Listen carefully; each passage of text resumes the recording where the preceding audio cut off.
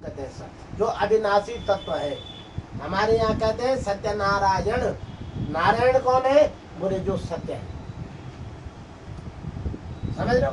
तो नारायण माने जो सत्य है। तो सत्य माने क्या होता है? अविनाशी, जिसका कभी नाश नहीं होता, जो ब्रह्म की सृष्टि के अंतर्गत नहीं आता, जो ब्रह्म को बनाने वाला है, जो सृष्टि के कर्ता ब्रह्मा का भी रचयिता है, उसको सत कहते हैं। सत माने होता है भगवान, सत्य माने होता है ईश्वर। बहुत ध्यान से सुनना। सत्य माने ईश्वर, आपका कैमरा है, सत्य माने भगवान, इसको भी सत्य माने परमात्मा, सत्य माने परब्रह्म, है ना? तो परब्रह्म परमात्मा ही सत्य है। बोले ब्रह्म से, इसलिए कहते हैं, शास्त्र कह रहा है समाना आगम निगम पुराण बखाना। सत्य का आचरण करना ही बोले ये है सत्यनारायण की कुछ धर्म है। तो धर्म का आचरण करे। हमारे यहाँ कहते हैं सत्य बोलो और धर्म का अनुसरण करो।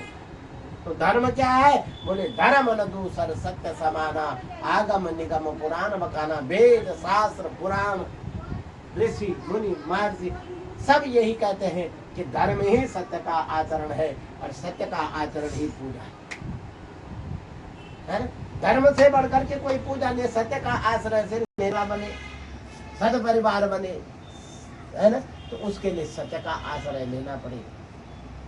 इसलिए सत्यनारायण की कथा विवाह के बाद की जाती है। एक भाव तो ये है कि भगवान हमारा कार्य निर्विघ्नता पूर्वक आपने संपन्न कर दिया। बरखा बहुत होनी चाहिए आंधी तूफान, लेकिन हमारे विवाह टाइम पर नहीं था।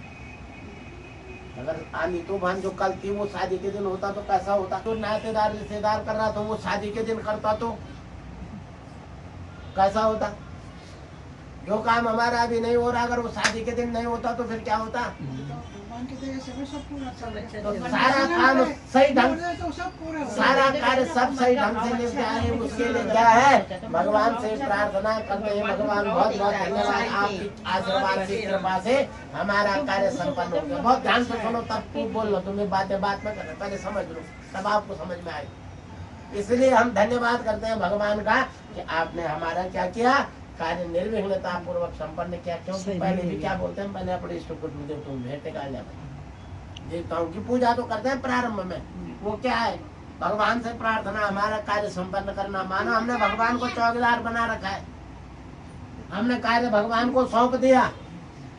और जो वास्तविक में सद्भाव से भगवान को कार्य सौंप देता है, भगवान उसके कार्य को निभा देंगे। इसलिए हमारे यहाँ क्या है? बोले भैया नॉन है, आप व्यव का नहीं, अथवा मकान बना रहे हो, ये कर रहे हो, वो कर रहे हो, जो भी हम कोई काम कर रहे हैं जो हमें कठिन लगता है, हम क्या कहते हैं? पहले बार पढ़ते तुम भेंट चढ़ा जाओ, अपने इष्ट पितरों नौ ले जाओ, उनके नाम की भेंट निकाल दो, उनके नाम का प्रसाद चढ़ा दो। कोई कहता है मंदिर के दर्शन कर आओ, कोई बोलता है कुल देवताओं के करो, कोई बोलता है गुरु जी के कर आओ।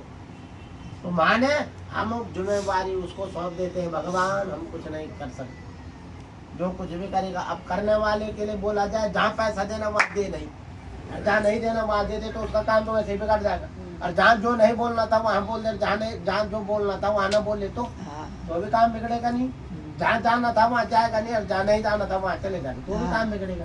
तो ये सब बुद्धि देने वाला, ये सद्भाव देने वाला, ये सद विचार देने वाला और इस सब कार्य को कराने वाला कौन है? वो परमात्मा। इसलिए कहते हैं सौंप दिया इस जीवन का सब भार तुम्हारे हाथों में, और हार भी तुम्हारे हाथों में और जीत तुम्हारे हाथों में। सफलता असफलता उस परमात्मा के हाथ में हम जब सौंप देते हैं तो वो परमात्मा असफलता को भी सफलता में परिवर्तित कर देता है, असंभव को भी संभव कर सकते देता है। अरे इसलिए कहते हैं, बोले असंभवम हेम मृगस्य जन्मा तथा रामम लुलुभे मृगाया प्राया समापन्न विपत्ति काले देव विपुंसाम नलिनी भवंती।